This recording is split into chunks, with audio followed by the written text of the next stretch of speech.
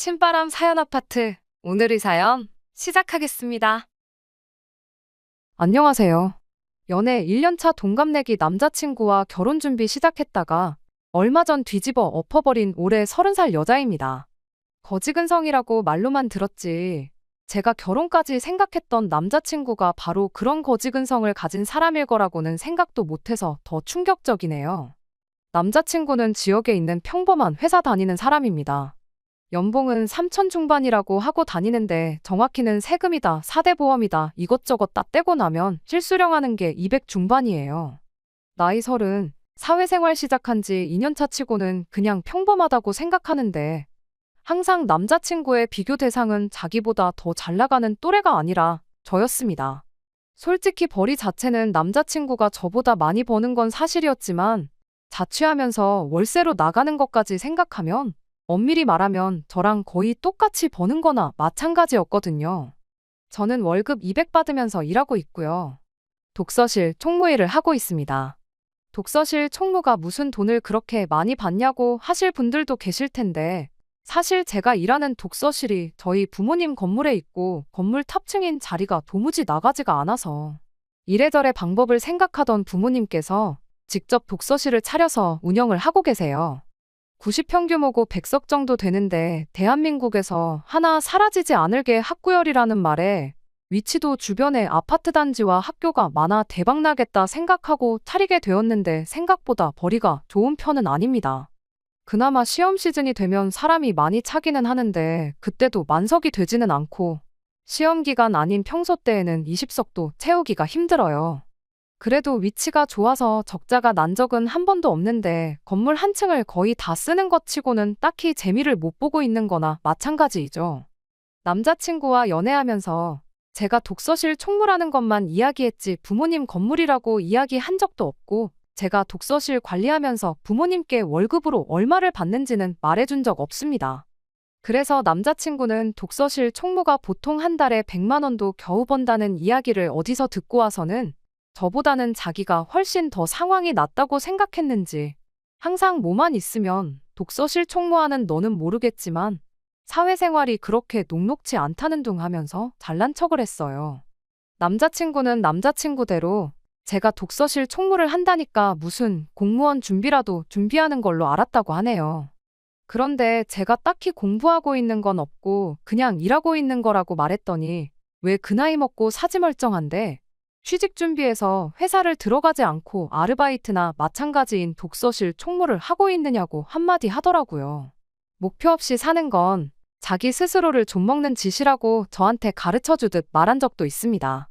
솔직히 그때 홧김에 건물이 우리 부모님 거고 내가 월급 받는 거랑 부모님이 용돈 쓰라고 주는 것까지 하면 너보다 헐 낫다 한마디 쏘아붙여주고 싶었는데 괜히 사소한 걸로 싸우고 싶지도 않았고 사실 따지고 보면 부모님 덕분에 제가 편하게 지내는 건 사실이니 굳이 반박하고 싶지도 않았습니다. 그리고 연애 초반인데 우리 부모님이 사실은 건물주다. 이런 것도 자랑하고 싶지도 않았고요. 무엇보다 그런 걸로 싸워봤자 저도 똑같은 사람 되고 유치한 거라고 생각했거든요. 그래도 잘난 척 하는 거 외에는 기본적으로 성실하고 저한테도 잘했기 때문에 연애를 계속 이어왔습니다. 그리고 얼마 전 남자친구한테 청혼을 받게 되었어요. 사실 청혼은 너무 갑작스러웠습니다. 둘 다 나이가 30이다 보니 결혼을 생각할 나이기는 했는데 정말 생각도 못한 타이밍에 결혼 이야기를 꺼내왔으니까요. 그래도 그동안 만나오면서 좋은 모습을 보여줬고 의외로 믿음직한 부분도 있어서 저도 그 청혼에 응하게 되었습니다. 당시 저희 부모님도 결혼으로 저한테 부담을 주시기도 했고 남자친구가 있다고 하는데도 선자리를 자꾸 알아봐 주신다고 했었거든요.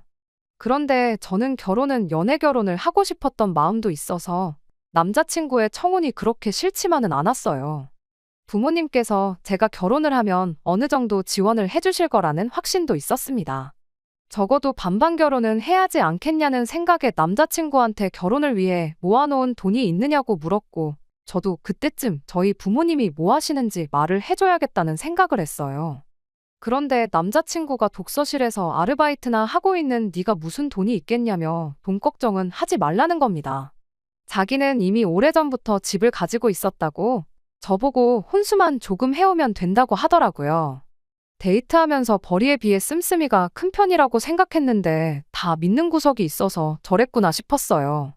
저렇게 자신있게 나오는데 제가 부모님 이야기를 꺼내기가 조금 그렇더라고요. 그래서 말할 타이밍을 못 잡고 있었습니다. 그리고 얼마 뒤에 남자친구 부모님을 소개받게 되었어요. 남자친구 부모님은 지하철을 타고 거의 끝까지 가서 거기서도 마을버스를 타고 10분은 넘게 들어가야 있는 주택가에 위치한 2층짜리 단독주택에서 살고 계셨습니다. 2층은 남자친구 부모님이 살고 계시고 1층은 현재 세를 주고 있다고 하더라고요. 소음에 예민한 사람들이니 계단에서부터 조용히 올라오라고 저한테 말을 해주길래 그래서 알게 되었습니다. 남자친구 부모님은 저를 따뜻하게 맞아주셨어요. 저희 부모님에 대해서 물어보시면 그때라도 말을 할까 했는데 따로 물어보시지도 않더라고요. 이야기가 다 끝나갈 때쯤 남자친구 어머니께서 아랫집에 사는 사람들이 올 11월은 돼야 집을 비울 거라고, 그러니 결혼 날짜는 그 이후로 잡는 게 좋겠다고 하셨습니다. 저도 당장 번갯불에 콩 구워 먹듯 결혼식을 올릴 생각도 없었고 알아봐야 할 것도 많아서 결혼식은 내년 초쯤으로 생각하고 있었거든요. 그런데 제 결혼식과 아랫집에 새들어 사는 사람들이 도대체 무슨 상관이 있나 싶었습니다. 그러니 남자친구 어머니가 하는 말이 그래도 결혼식 올리고 나서 지낼 곳은 있어야 하는 거 아니냐고, 11월은 돼야 아래층이 비고 수리는 못해도 도배랑 장판은 새로 해주시겠다고 하시는 거예요. 남자친구가 집이 이미 있다고 했는데 그 집을 두고 신혼살림을 굳이 1층에 차릴 이유가 있느냐고 제가 물어봤어요. 그랬더니 남자친구가 중간에 껴들고는 집이 준비되어 있다고 했던 게 자기 명의로 되어 있는 집이 아니고 바로 이 집 1층이라고 하더라고요. 더 이야기했다가는 남자친구 부모님 앞에서 큰 싸움으로 번질 것만 같아서 인사드리고 자리 마무리하고 밖에 나와서 따로 이야기를 했습니다. 사실 남자친구한테 따로 집은 없었고 애초부터 부모님 집 1층에 살림 차려서 부모님과 한 집에서 같이 살 생각을 가지고 있었던 겁니다. 남자친구한테 그럼 처음부터 집이 있는 게 아니라 부모님 집에 얹혀서 살 계획이라고 말을 해주지 그랬냐고 따졌어요. 그러니 남자친구가 한다는 말이 1층이랑 2층이랑 따로 분리된 공간인데 그게 왜 얹혀 사는 거냐고, 엄연히 서로 다른 집이라고 하는 겁니다. 지금도 새들어 사는 사람이 있는데 그 사람들이 지금 따로 살고 있는 거지 우리 부모님 모시고 사는 게 아니지 않냐면서 궤변을 늘어놓더라고요. 같이 살고 모시고 살고 그런 걸 다 떠나서 부모님 댁 위치가 솔직히 마음에 들지 않는다고 했습니다. 종점에서 한참 더 버스를 타야 하는데 그러면 차 없는 제가 독서실 출퇴근하기도 너무 힘들지 않겠냐고 했어요. 그리고 당신한테야 부모님이지만 나한테는 시부모님이 되는 건데 아무리 1층, 2층이 분리되어 있다고 하더라도 같은 담장 한 지붕 아래에 있는 집인데 모시고 사는 거나 마찬가지 아니냐고 했습니다. 그러니 남자친구는 정색을 하면서 요즘 빚 없이 집을 가지고 시작하는 게 얼마나 유리한 건지는 알고 하는 소리냐고, 요즘 집값이 폭락하고 이자는 폭등하고 있는 것도 모르냐고 하는 겁니다. 그러니 아직도 독서실 총무나하고 있지 하면서 또 제 앞에서 잘난 척을 하는 거예요. 그것도 직장이라고 출퇴근 걱정을 하냐고, 결혼하면 출퇴근 할 필요 없이 그냥 밥하고 빨래하고 하면 되는 거 아니냐고 하는 겁니다. 은연중에 저보고 시부모 모시고 살면서 집안일 하라는 속마음까지 뱉어버린 거예요. 그때 딱 알았습니다. 이 자식이 지금 달리 저랑 결혼을 하자는 게 다른 게 아니고 자기보다 월수입 훨씬 적은 여자 찾아서 자기도 모아놓은 돈도 없고 쥐뿔도 없으니 시부모님 집에 얹혀 살면서 부모님 모시고 살며 식모 노릇 할 수 있는 그런 사람을 찾고 있었던 거였어요. 제 배경을 잘 모르니까 그냥 독서실 총무한다는 말만 듣고 저를 딱 식모 정도로 생각했던 거고요. 그래서 혹시나 해서 떠보는 마음으로 그러면 시부모님 집에서 얹혀 살다가 집 살 돈이 모이면 그때 되면 독립할 생각이 있느냐 물어봤어요. 그랬더니 남자친구는 당연히 그럴 생각은 있다고 하면서도 자기가 지금 모아둔 돈이 따로 없고 생활비 하면서 집 살 돈 모을 거 생각하면 앞으로 최소 10년은 얹혀 살아야 하지 않겠냐고 하면서 그렇게 같이 사는 게 억울하면 제가 시내에 아파트 한 개 해오라고 하는 겁니다. 이때 이미 결혼이고 뭐고 뒤집어 버리기로 정했습니다. 제가 예상한 대로 모아놓은 돈은 쥐뿔도 없는 것 같고 직장도 수입도 별 볼 일 없어 보이는 제가 남자친구 눈에는 식모로 삼기 딱 좋은 사냥감으로 보였을 거예요. 남자친구한테 처음으로 그때 부모님 건물에 대해 이야기했습니다. 제가 일하는 독서실도 부모님 소유고 제가 독서실 총무일을 하고 있는 이후부터 아마 조만간 건물 전체를 제가 관리하게 되고 월급도 지금의 몇 배는 더 받게 될 거라는 것들까지요. 그래서 뭐 상가라도 하나 팔아서 집 한 채 해달라고 부탁드려야겠다고 지금 당장 가서 물어보겠다고 말했습니다. 남자친구가 놀라가지고 입도 제대로 못 다물고 있더라고요. 저는 알아보고 연락 준다고 말하고 그 길로 잠수를 타버렸습니다. 연락이 와도 받지를 않고 죄다 무시해버렸어요. 연애하는 동안 집까지 바래다 준 적도 없고 독서실까지 찾아온 적도 없으니 제가 어디에 있는지도 모르고 엄청 애가 탔을 거예요. 잠수 타고 2주쯤 지났나? 독서실 문이 열리고 누가 들어왔는데 그게 남자친구였습니다. 드디어 찾았다고 하면서 왜 이렇게 연락이 안 됐냐고 한참 찾았다고 제 눈치를 보면서 말을 걸더라고요.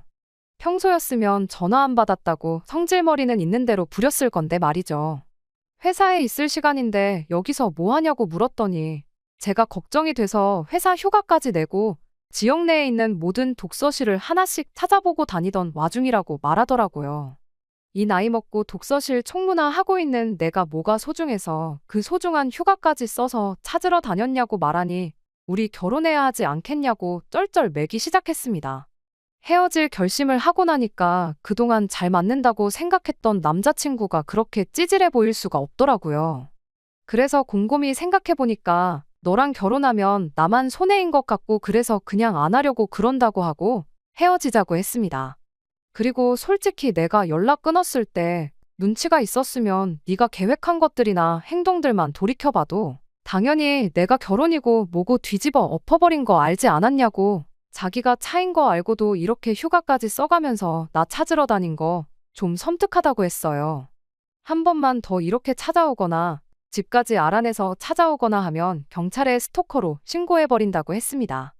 부모님 집에 얹혀 살든 모시고 살든 그거야 네 마음인데 효도는 남 시킬 생각 말고 스스로 좀 하라고 했어요. 너랑 결혼할 여자도 앞으로 너한테 등골 쪽쪽 빨리고 살아야 할 너네 부모님도 불쌍하다고 쏟아내니 뭐라고 저한테 반박도 못하고 꿀먹은 벙어리 마냥 가만히 있다가 독서실 문 열고 나가더군요. 한동안은 집에 돌아갈 때 아버지가 마중을 나와주셨어요. 그래도 요즘 세상 흉흉한 게 있으니 혼자 집에 가긴 무섭더라고요. 다행히 한 달 동안 별일 없었고 그 뒤로도 연락도 없고 나름 안전이별했다고 생각합니다. 독서실은 지금 공용 오피스로 새로 개업을 하려고 알아보고 있어요. 요즘 1인 창업이 유행이라 이쪽이 독서실보다 유망하다고 들어서요. 시설도 크게 바꿀 게 없다 보니 괜찮은 결정인 것 같다고 부모님이 제가 맡아서 한번 해보라고 밀어주기로 하셨어요. 부모님께서 슬슬 저한테 하나씩 일을 맡기시려고 하는 걸 보니 이제 은퇴를 준비하시는 것 같습니다. 한동안은 정신을 쏟을 일이 생겼으니 저한테는 잘 된 일인 것 같아요. 속이 시커먼 거지근성 속물들보다는 행복하게 살기 위해 노력해야겠습니다. 두 번째 사연입니다. 안녕하세요. 한 입으로 두말하는 염치 없고 뻔뻔한 시어머니와 연 끊고 살고 있는 30대 여성입니다. 부모 사랑은 내리 사랑이라던데 저희 시어머니는 대체 왜 그러셨을까요? 저와 동갑내기인 남편은 서로의 지인들의 소개로 처음 만났습니다. 28살 나이에 연애를 시작했고 이후로 4년간 쭉 인연을 이어오게 되었지요. 이후로 저희는 결혼 전 4년의 시간을 함께 보냈습니다. 짧다면 짧고 길다면 긴 그 시간 동안 남편도 저도 직장에서 어느 정도 자리도 잡았고 서로에 대한 굳은 믿음도 생겼지요. 그래서 남편이 먼저 결혼 이야기를 꺼냈을 때 그 자리에서 좋다고 했습니다. 그리고 얼마 후 양가 부모님께 인사를 드리러 가게 되었지요. 처음에 시댁에 갔던 날이었습니다. 그곳엔 어머님뿐만 아니라 신우도 있었지요. 신우는 남편보다 6살이 어렸는데 남편 말로는 애교가 많고 착하다대요. 게다가 남편하고 사이도 좋은 것 같아서 저도 신우와 친해져서 잘 지낼 생각이었어요. 하지만 어째서인지 신우는 처음부터 저에게 호의적이지 않았습니다. 왜? 눈빛만 봐도 저 사람이 나를 좋게 보는지 안 좋게 보는지 느낌이 오잖아요. 하지만 그때 당시에는 제가 일단 어머님께 잘 보여야 한다는 생각에 매우 긴장한 상황이었거든요. 그래서 신우의 그 예의 없는 행동에도 기분이 나쁘다 정도로만 생각했지. 나한테 왜 저럴까 그런 생각은 깊이 하지 못했습니다. 대응은 더더욱 생각도 못했고요. 한편 그날 알게 된 뜻밖의 사실 하나는 남편의 월급 관리를 어머님이 하고 계셨다는 거예요. 남편이 제가 어떻게 생각할지 몰라서 제가 자길 혹시 마마보이로 볼까봐 말을 못했답니다. 그러면서 한다는 소리가 아버님이 돌아가신 이후로 어머님이 당신은 아무 쓸모도 없는 사람이라며 자책을 많이 하셨다고요. 그러다 한 번은 남편더러 당신이 월급 관리를 해주고 싶다 하시더래요. 남편은 솔직히 어머님께 맡기고 싶은 생각은 없었지만 어머님이 모처럼 의욕을 보이셨던 일이라 자기가 차마 거절하지 못했다며 그러면서 남편이 저에게 단호하게 말하대요. 결혼한 이후에는 자기 월급 관리는 무조건 저에게 맡길 거라며 그러니 이 일로 이상한 생각이나 오해는 하지 말아달랍니다. 어머님이 얼마나 모아두셨는지 아냐고 남편에게 물어보니 어머님 말씀에 의하면 1억 정도 될 거랍니다. 저는 제가 모은 돈은 8천 정도 있었고 친정에서 6천을 보태주시겠다는 상황이었고요. 하나뿐인 딸이 고생하면서 시작하는 거 보고 싶지 않다고 하셨거든요. 그래서 저희는 대출까지 받는다는 전제하에 3억으로 예산을 잡고 집을 알아보기 시작했습니다. 이후로 주말이고 평일이고 구분 없이 매일매일 발품 팔고 송품 팔기를 한 달, 다행히 저희 마음에 드는 아파트를 발견했어요. 보고 간 사람이 여럿이란 말에 마음이 급해졌고 당장이라도 계약금을 걸어야겠다 싶었지요. 그런데 그때 남편이 어머님하고 일단 상의를 먼저 해야 하지 않겠냐대요. 덧붙이기를 꼭 어머님 말씀을 따르자는 건 아니지만 그래도 상의하는 척이라도 해야 제가 어머님께 점수 좀 따지 않겠냐는데 그 말이 듣기에 좀 거북하기도 했고 마음은 마음대로 바빠서 내키지가 않았어요.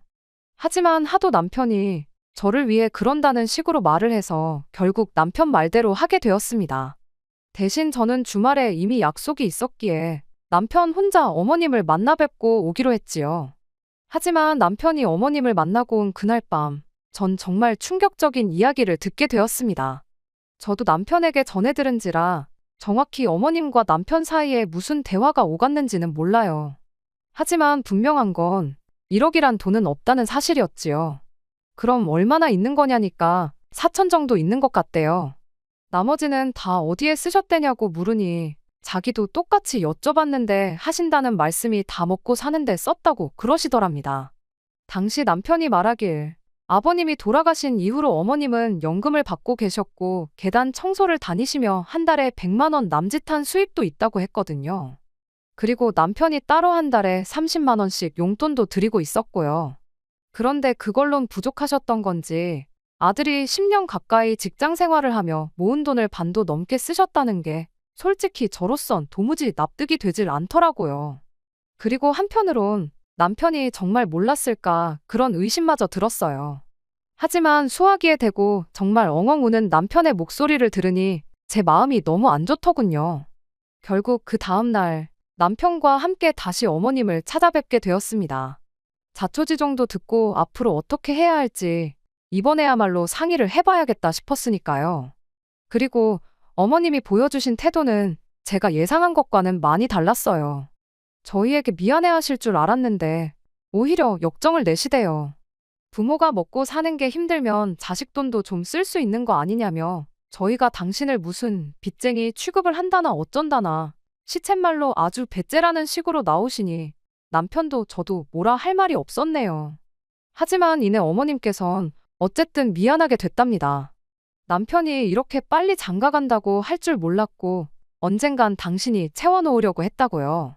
그러면서 기왕 이렇게 된 거 저희 집을 시댁 근처에 구하래요. 그러면 제가 직장 생활하는 동안 애는 당신이 책임지고 돌봐주시겠다고요. 하나고 둘이고 상관없답니다.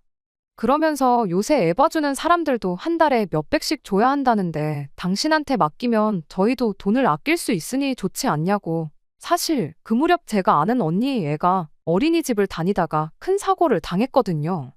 그래서 저도 당장은 아니더라도 아이를 낳게 되면 어떻게 해야 하나 고민이 많았네요. 그런데 마침 어머님께서 먼저 아이를 봐주겠다 하시니 그 제안이 솔깃하긴 하대요. 남편도 제 눈치를 살피는 것 같고 그래서 일단 생각해 보겠다 했습니다. 처음 며칠 동안은 친정 부모님께 말도 못하고 고민을 많이 했어요. 파혼도 생각을 안 한 건 아닌데 남편하고 사이는 좋았고 청첩장까지 나온 마당이었으니 차마 용기가 나지 않았지요.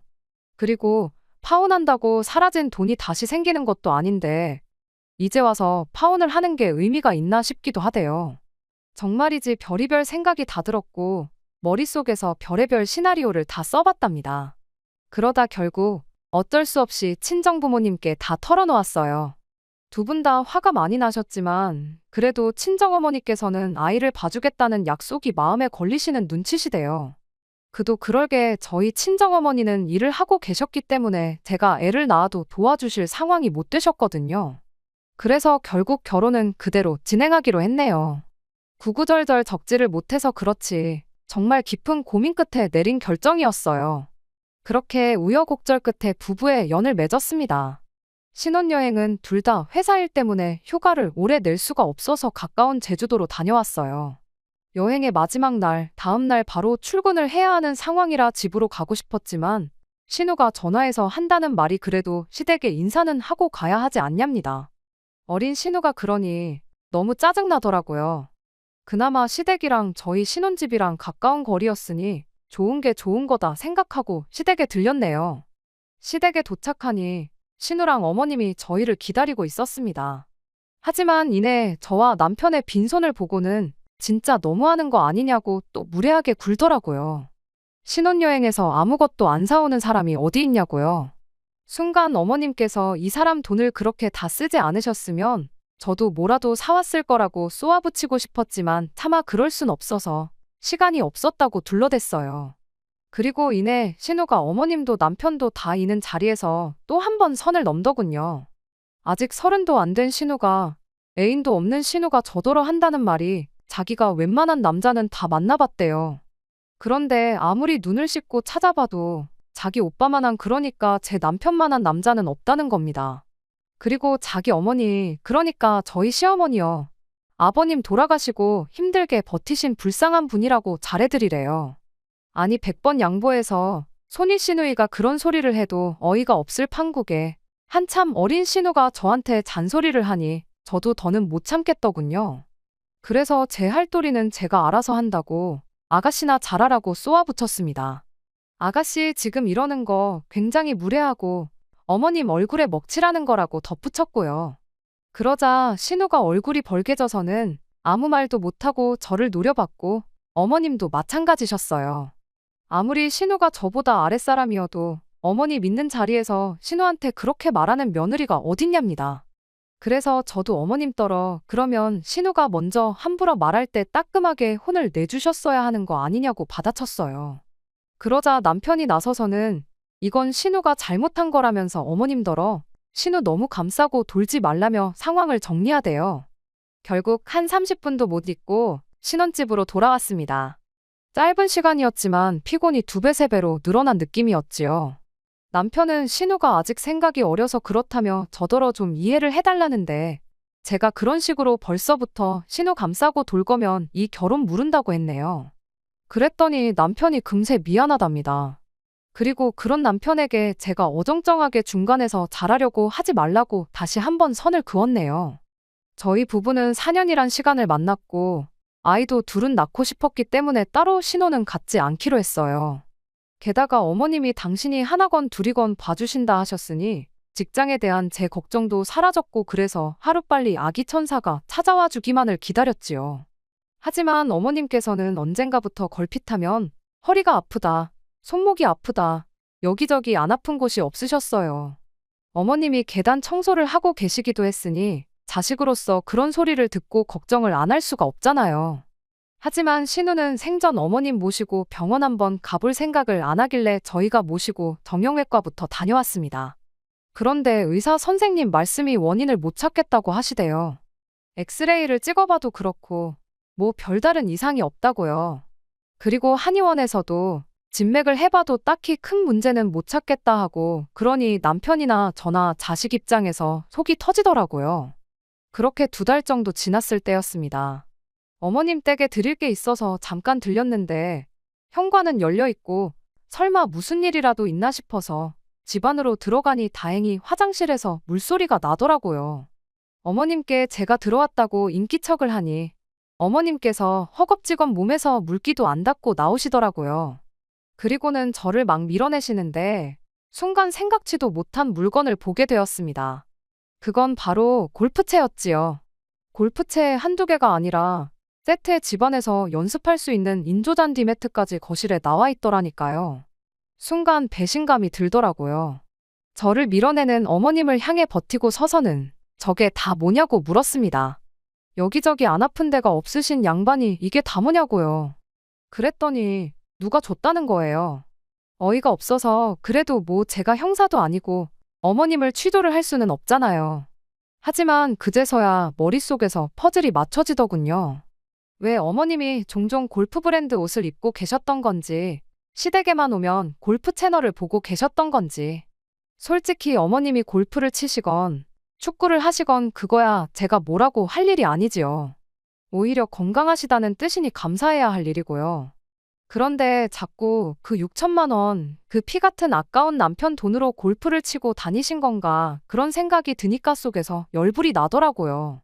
저희는 그 돈이 없어서 대출도 생각보다 더 받았고 그래서 다달이 나가는 이자도 많은데 그래도 어머님한테 골프를 치지 말라고 할 수도 없잖아요. 저희한테 돈 달라고 하시는 것도 아니고 그래서 남편한테 일단 상황만 일러두고 알고나 있으라고 했어요.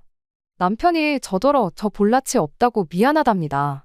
그렇게 또 시간이 흘러 저는 결혼한 지 6개월 만에 아이를 가졌습니다. 당연히 양가 어른들 모두 좋아하셨어요. 그런데 어머님께서는 축하한다 소리는 하시면서도 애를 봐주는 일에 대해선 이런 방구도 없으셨지요. 솔직히 불안한 생각이 들긴 했지만 그래도 당신이 먼저 하신 말씀이 있었으니 결국엔 약속을 지켜주시리라 믿었습니다. 그러다 출산일이 다가오면서 제가 회사에 출산 휴가를 냈는데 문제는 그때부터였어요. 어머님도 여기저기 쑤시고 아파서 맥을 못 추시겠다며 무조건 입원을 하시겠다고 고집을 피우셨거든요.